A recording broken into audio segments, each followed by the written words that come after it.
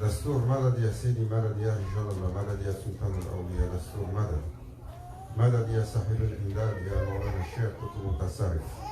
أطيعوا الله، أطيعوا الرسول والأولي الأمر منكم. Inch'Allah, avant que le repas ne soit prêt, on va avoir quelques minutes de sortir parce qu'ils ne sont pas prêts encore.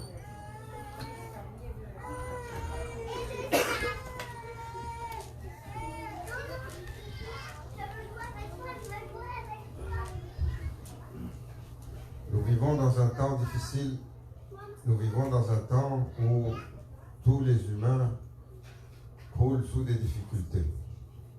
Nous vivons dans un temps où l'humanité est comme à la fin de la traversée d'un désert intense, d'un désert aride.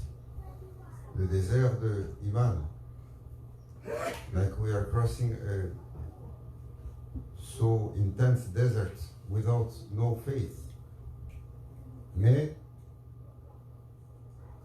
Allah Azza wa Jal, il dit dans le Saint-Coran, Ya ayyuhalladhina amanu ittaqullaha wa kunu ma'a as-sadiqin. Il faut garder le compagnonnage des véridiques. Mais beaucoup de gens aussi se demandent comment on va garder le compagnonnage des véridiques qu'on ne voit pas. Parce qu'aujourd'hui, trouver Salihin, trouver Awliyaullah, c'est difficile. Pourtant,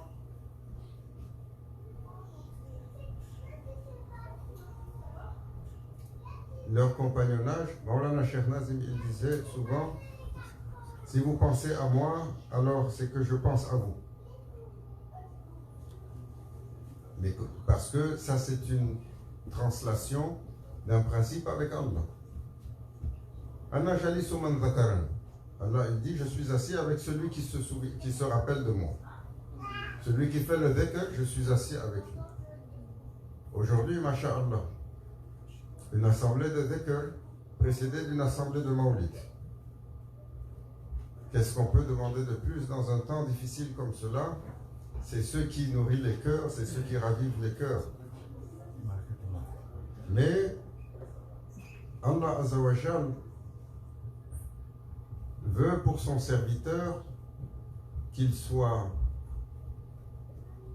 élevé dans une proximité, qu'il soit honoré dans une présence, seulement si nous faisions le minimum.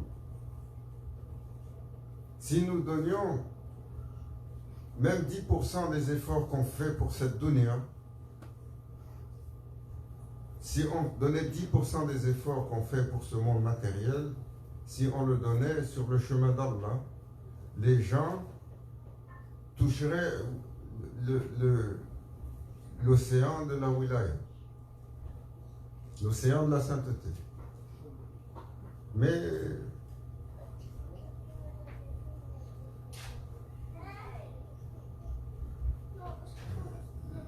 le cher, il voit. Le cher, il est présent. Il n'y a pas,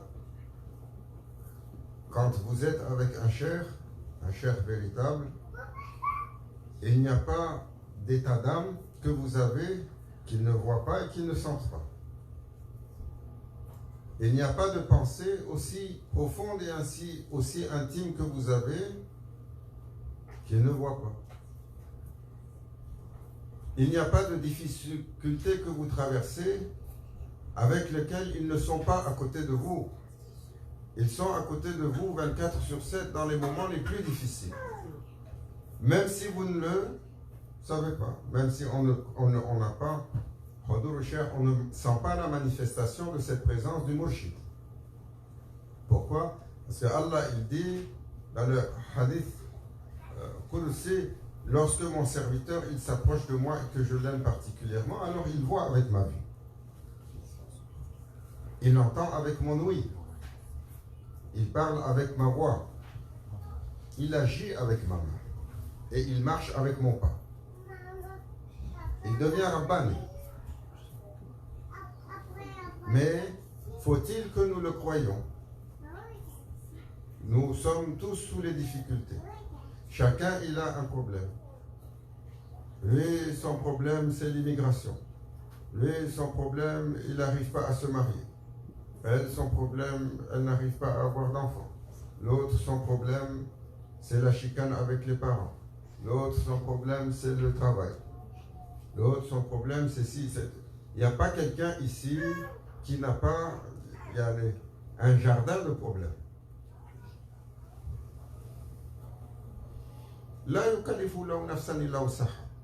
Allah, il dit, Allah n'a pas chargé une âme plus que ce qu'elle peut porter. Et dans la difficulté.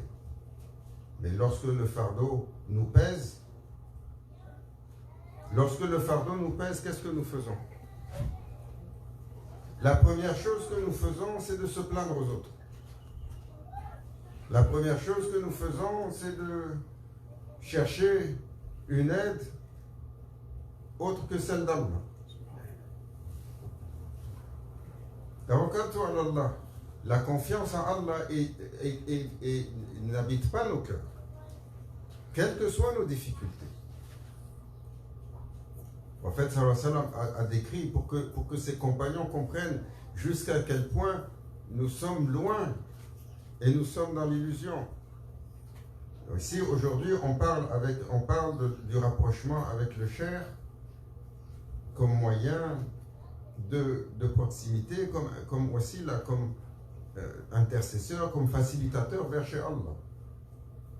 Le prophète sallallahu alayhi wa sallam a dit aux compagnons, Allah azza wa jal, il va appeler ses serviteurs le jour de la rencontre. Et il va manifester une manifestation. Et il va dire, je suis votre Seigneur.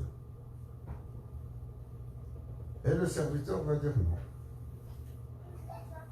Allah Azza wa Jal change la manifestation. Il dit, je suis votre serviteur. Il va dire non. Et ça continue, et ça continue, et ça continue, jusqu'à ce que la manifestation remplisse l'imaginaire de ce serviteur. Et là, le serviteur va dire, oui, tu es mon Seigneur. Et là, Allah, il change encore cette manifestation. Il dit non. Il dit, chaque manifestation que tu as vue, c'était ton Seigneur. Comme chaque manifestation que tu as eue dans la dunya quand tu étais là-bas, c'était ton Seigneur. Sayyidina Moussa alayhi salam, il a dit à son Seigneur, Ya Rabbi, je veux te recevoir chez moi avec un festin. Allah Azza wa Jal lui a dit, j'accepte. Il a fait préparer un festin. Parce que dans le temps, si vous faites le sacrifice pour Allah, qu'est-ce qui se passait? Comme du temps de Sayyidina Adam alayhi salam, le feu il descend du ciel pour venir le chercher. Alors il a préparé tout un festin, débordant. Et il a attendu, la nuit est venue, toujours pas de visite, et dans la nuit, quelqu'un il tape à la porte. Sayyidina Moussa alayhi salam, il va pour ouvrir, c'est un mendiant. Il dit, j'ai faim, donne-moi quelque chose à manger. Sayyidina Moussa alayhi salam, il dit, j'attends un invité spécial. Attends, quand il est passé, je t'invite et tu fais-toi comme tu veux. Et Sayyidina Moussa alayhi salam, le mendiant, il est parti. Sayyidina Moussa, il a attendu toute la nuit. Il n'y a pas de manifestation de son Seigneur. Quand il est reparti voir son Seigneur sur Tour Sini, il est monté sur la montagne. Il a dit, Ya Rabbi, je t'ai attendu. Allah Azza wa Jal lui a dit, Ya Rabbi, je suis venu. Tu m'as dit de repasser plus tard.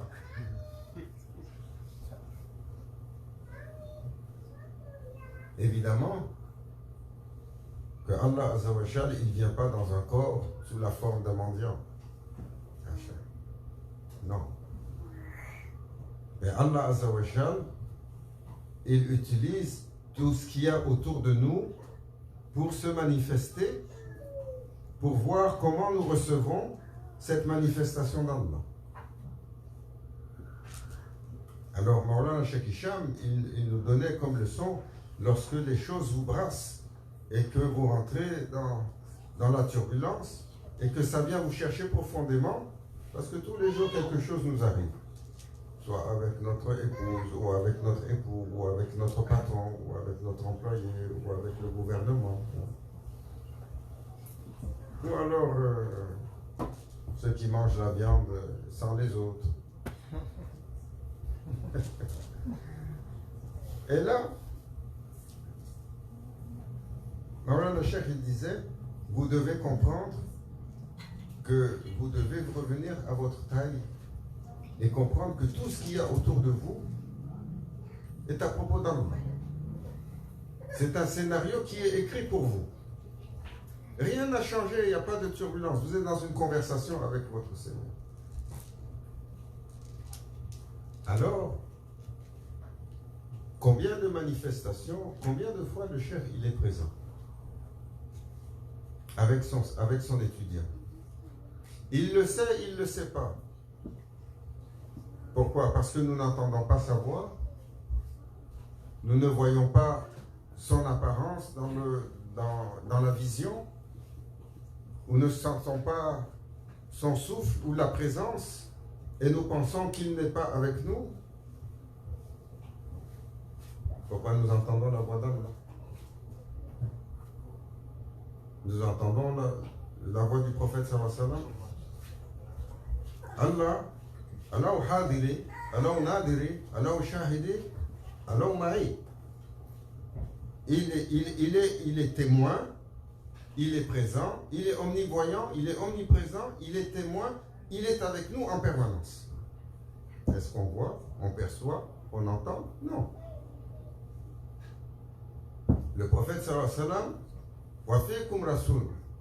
Il est à l'intérieur, il a une manifestation à l'intérieur du serviteur, comme il est dit dans le Saint-Coran. Est-ce que nous percevons cette manifestation? Non. Awliyaullah, ceux qui sont attitrés pour veiller sur les serviteurs, quels qu'ils soient. Il ne faut pas penser qu'il y a un homme qui marche sur cette terre qui n'est pas sous la gouverne d'un wali. Tous sont sous la gouverne d'un wali, car c'est leur fonction. On veut ou on ne veut pas, on accepte ou on n'accepte pas. Ça ne change pas cette réalité-là. Allah Azza wa Jal a attribué les awliya de la Ummatul Rasul sallallahu alayhi wa sallam, au prophète sallallahu alayhi wa sallam, pour l'aider à préparer les serviteurs pour le jugement dernier. Mais nous le savons, nous ne le savons pas.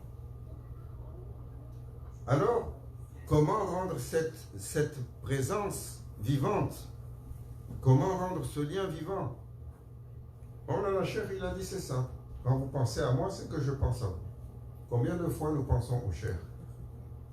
Combien de fois, quand la douleur nous pèse et que les larmes sont sur nos yeux, nous disons Madadi ya Sayyidi Dastour, Madadi ya Rijal. Oh mon cher, ton disciple, il est faible, il est en difficulté, il est en peine. Qui fait le munajat? Maulana Cheikh, il nous disait une fois, Allah, il n'a pas créé l'humain pour la peine, la souffrance et la déprime. L'épreuve, oui, mais pas l'épreuve qui met la déprime et l'angoisse dans la poitrine. Il a dit, lorsque votre cœur est peiné et que vous êtes en difficulté, alors que tout le monde dort et que la nuit commence son troisième tiers, levez-vous, seul. allez faire vos ablutions. Venez sur votre tapis, priez 2 rakats et adressez votre Seigneur. Faites un munajat. Adressez votre Seigneur comme si vous le voyez. Lequel d'entre nous fait ça? Combien de fois on a entendu ça? Et le lendemain, on se lève, on dit j'ai un problème ici, j'ai un problème là, je suis triste, je ne sais pas ce que je vais faire, je suis déprimé, je suis dépressif, je suis angoissé, je suis dépressive. Ça, c'est le langage commun de tout le monde aujourd'hui. Allah Azza wa Jal a dit, il n'y a pas un bien qui vous est écrit que quelqu'un peut épargner de vous atteindre. Il n'y a pas un grain de rizq qui est écrit pour vous que quelqu'un peut éviter de vous atteindre. Il n'y a pas un mal qui est écrit pour vous que quelqu'un peut éviter de vous atteindre. Et le maktoub, il n'y a pas un rizq qui n'est pas écrit pour vous que vous pouvez avoir.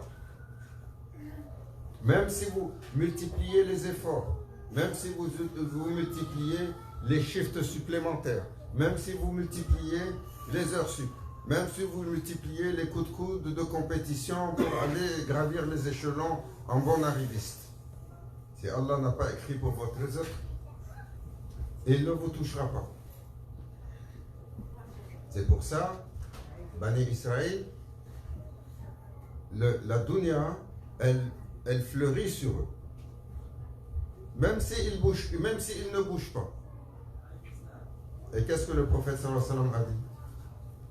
Si vous devez faire des affaires avec eux, bien faites les affaires, travaillez avec eux, mais ne compétitionnez pas. Vous ne pouvez pas compétitionner. Parce que Allah a créé le principe que ça tombe sur eux. Parce que Dunya, c'est une entité qui est malsaine et maudite. Et quand ils se sont tournés vers le veau de Samiri et ils ont été hypnotisés, Allah Azza wa Jal a dit, vous aimez, alors prenez ce fardeau. Donc, ce qui nous arrive est écrit quelque part. Mais il ne faut pas être dans cet état d'esprit que le cher, il ne sait pas. Même si le cher, il est à l'autre bout du monde, même si le cher, il ne connaît pas votre nom. Jamais vous allez vous tourner vers un cher quand vous êtes perdu, vous êtes sur la route. Maladi à Cheikh Abdel Kader Jilani. Vous pensez que c'est Cheikh Abdel Kader Jilani, Ghawth Azam, Allah ne lui a pas donné la possibilité de venir vous secourir? Pourquoi alors le prophète sallallahu alayhi wa sallam, il a dit, quand vous êtes perdu, vous êtes dans le désert et que votre chamelle elle est partie, appelez qui? Appelez Rijalullah. Il a dit, ils sont là, Rijalullah, sur cette terre, ils attendent l'appel de ceux qui sont dans le besoin. Si vous les appelez, ils viendront vous secourir même au milieu du désert alors que votre chamelle est partie. Oh, donc c'est madad. Don't ask madad to anyone except Allah. So when Prophet ﷺ said, call up to Rijalullah, say madad ya Rijalullah when you are lost in desert, they don't believe what Prophet ﷺ said.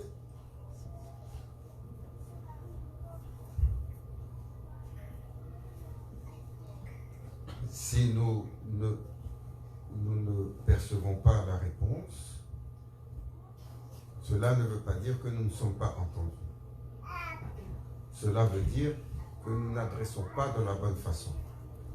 Nous ne sommes pas dans l'intimité, nous ne sommes pas dans la réciprocité. Comme il dit Maulana Cheikh Nazim, si vous me mentionnez, alors il a dit de deux de mes étudiants qui s'asseyent ensemble, je suis obligé chez le prophète sallallahu alayhi wa sallam de venir m'asseoir avec eux. Il a dit même si c'est deux. Il a dit même l'étudiant qui est seul. Pour faire la sunna du compagnonnage, il enlève son turban, il pose en face de lui pour se rappeler que son cheikh est avec lui. Un exercice. Et alors il s'assoit et il fait sa wazifa. Juste pour se rappeler que son cher est avec lui. Est-ce que nous nous rappelons? Non. Pourtant, ils sont là. Ils entendent. Et il ne faut pas penser qu'on ne sait pas, le cher, il ne sait pas les problèmes que vous avez.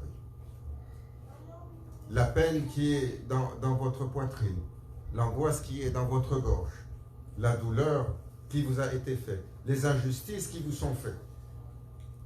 Les injustices qui vous sont faites par vos amis, par vos voisins, par votre famille, par vos parents et même par vos enfants. Les injustices qui vous sont faites par les gens que vous aimez. Vous pensez que ce n'est pas entendu? Mais c'est un monde de causalité où ceux qui entendent respectent le protocole d'Allah. Ceux qui entendent n'interviennent que quand ils ont l'ordre d'intervenir. Mais cela n'empêche que vous êtes entendus et vous êtes chers au cœur de ceux qui vous écoutent et ceux qui vous entendent. Le prophète Abdallah salatu wassalam, nous sommes de sa umma. Est-ce qu'il y a quelque chose qui est plus cher au prophète sallallahu alayhi wa sallam dans ce monde que sa umma? Ummati, ummati wa ummata. Et où est sa umma si ce n'est pas les gens qui sont assis ici ce soir? Jusqu'à quel point vous êtes sur la couronne du prophète sallallahu alayhi wa sallam qui brille dans les cieux devant son Seigneur, vous êtes un diamant dessus. Mais comment on honore cette position? Comment on honore cette position alors que nous ne mentionnons pas la louange au prophète sallallahu alayhi wa sallam?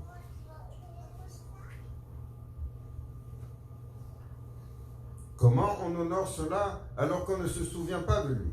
Comment on honore cela alors qu'on ne fait pas revivre sa sunna? Nous suivons la sunna de tous les impies de ce monde. Nous rentrons dans nos demeures, on regarde les demeures, on ne voit aucune marque d'islam.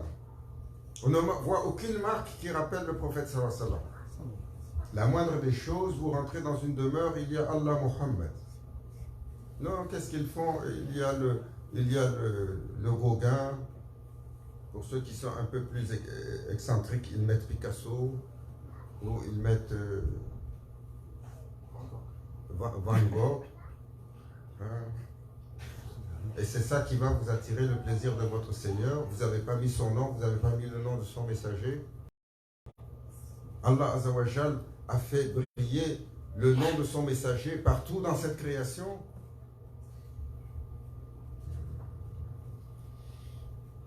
Comment vous parlez d'aimer le prophète sallallahu alayhi wa sallam?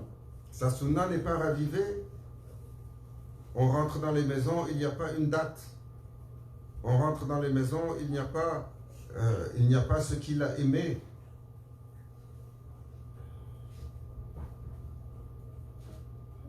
Alors, pourquoi nous nous plaignons? Pourquoi nous avons cet état, cet état comme si nous ne sommes pas chers, ou nous pensons qu'on n'est pas la prunelle des yeux du prophète sallallahu alayhi wa sallam? Le prophète sallallahu alayhi wa sallam, il n'est pas comme nous. Nous sommes des serviteurs ingrats. Malgré les faveurs qui nous sont données, jamais de satisfaction et que de la complainte. Et le prophète sallallahu alayhi wa sallam, tous les jours, comme il dit, je suis frais vivant dans ma tombe. Celui qui me donne le salam, Allah retourne mon âme pour que je lui retourne 10 salams. Et il dit, tous les jours, le amal de ma umma m'est présenté. Si je vois le khair, je fais la louange à Allah. Si je vois les difficultés, les problèmes, l'inconduite, alors je fais le istighfar pour ce serviteur-là.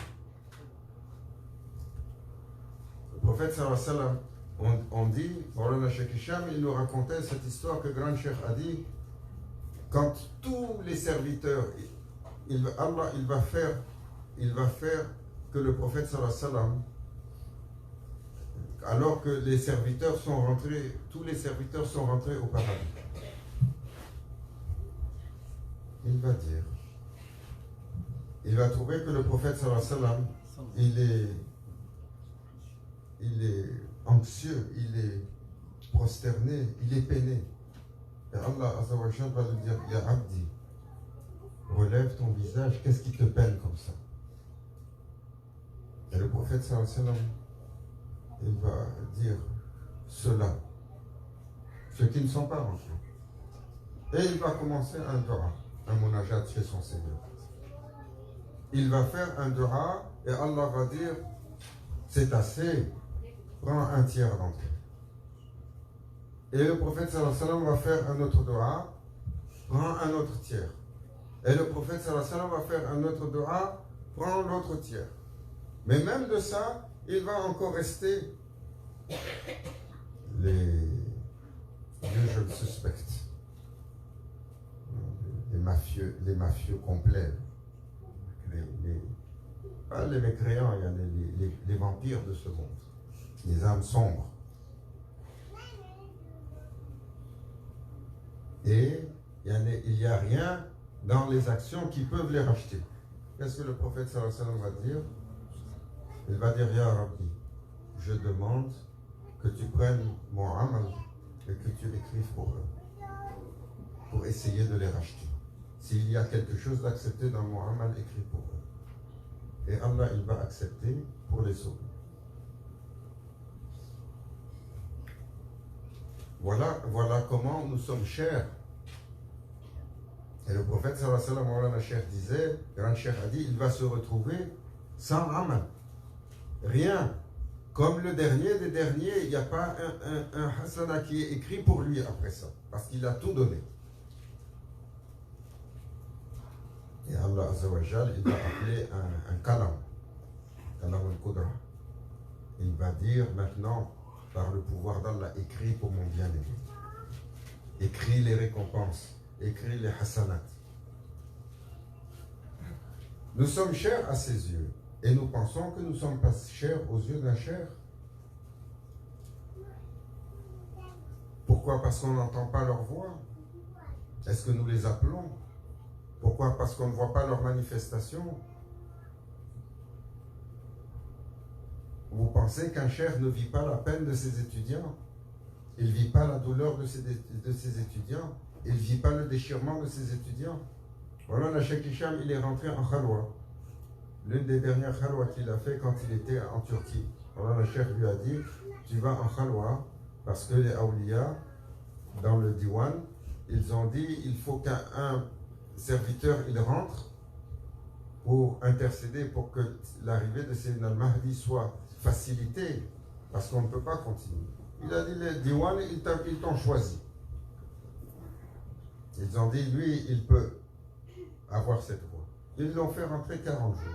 Voilà, et Maulana Cheikh, il a demandé, Maulana Cheikh Hicham, il a demandé à son cher, il a dit au cher, est-ce que j'ai la permission, qu'est-ce que je peux amener?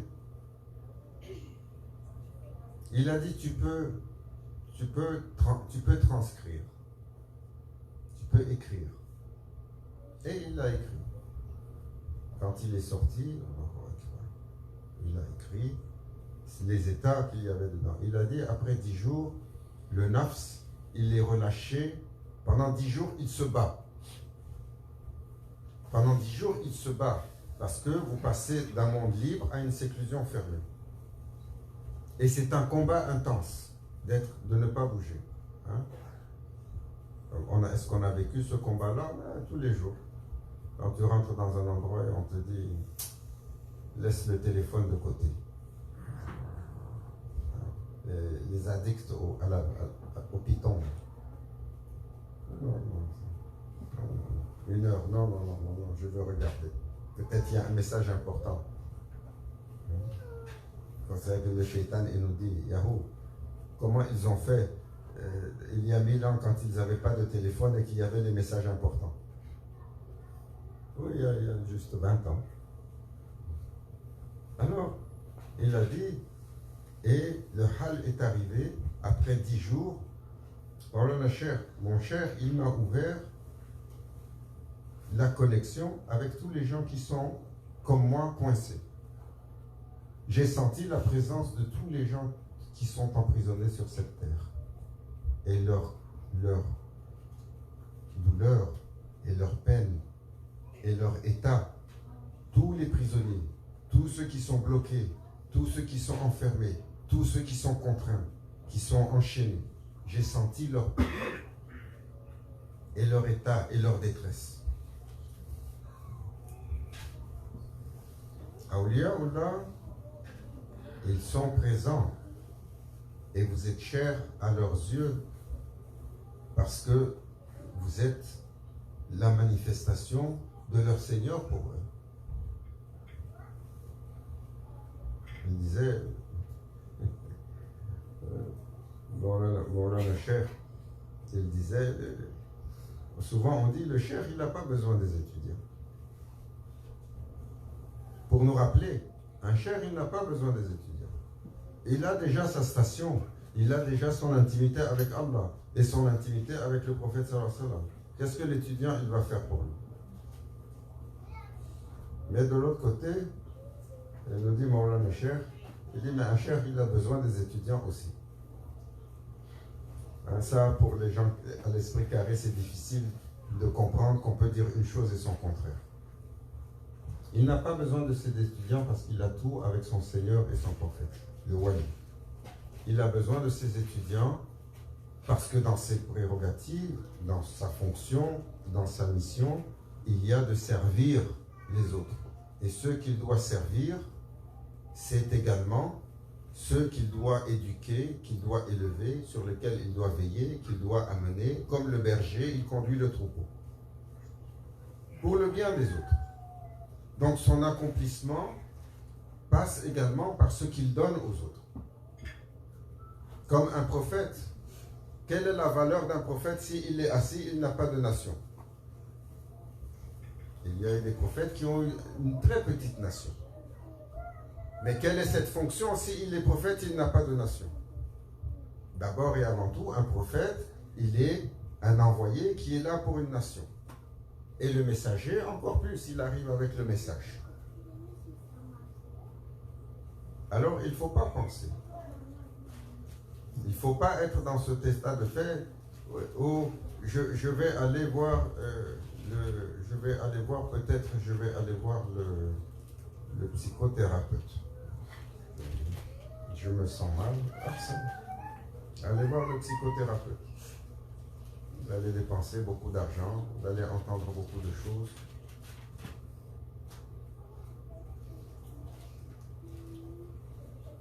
Parfois c'est nécessaire.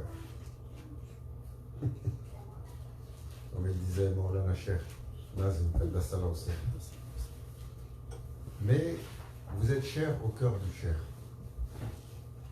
C'est les étudiants, ceux qui se tournent vers lui, sont si chers à son cœur. Il dit c'est notre responsabilité devant Allah. Nous vous portons là où vous ne voyez pas qu'on vous porte. Nous vous portons à des degrés que vous ne comprenez pas. Nous nous assurons que lorsque vous allez quitter ce monde, c'est sur la lumière. Nous nous assurons que quelles que soient les choses de ce monde, en finalité, nous sommes à mesure de vous ramener illuminés chez le prophète sallallahu alayhi wa sallam. Car c'est la fonction des awliya. Pour que le prophète sallallahu alayhi wa sallam représente le amana qui lui a été donné quand la création lui a été attribuée, pour qu'il représente ce amana aussi lumineux que comme on lui a donné. Alors oui, ce que nous avons comme peine, ils le perçoivent, ils le sentent. Ils sont présents. Mais nous devons nous apprendre à les écouter. Nous devons nous apprendre à se tourner le cœur. Nous devons nous apprendre à bâtir une relation dans Rabita al-Sharif, une connexion de cœur, même en absence. Nous sommes dans le temps où ils ne sont pas présents. Comme il disait Maulana Cheikh Hicham, c'est le temps maintenant de la Rabita. Travaillez sur votre Rabita, travaillez sur votre connexion de cœur, travaillez sur votre lien de cœur. Travaillez sur votre lien de cœur. Les événements sur cette terre sont à la veille de changer. Al-Hamata Kubra est à notre porte. Le jour où et il ne faut pas penser que ça ne va pas venir. Comme il disait Maulana Cheikh, il nous disait, cette génération qui est là, elle va voir ce temps. Et quand ça va arriver, qu'est-ce qu'on va faire? On va courir comme des poules sans tête. La rabita est importante.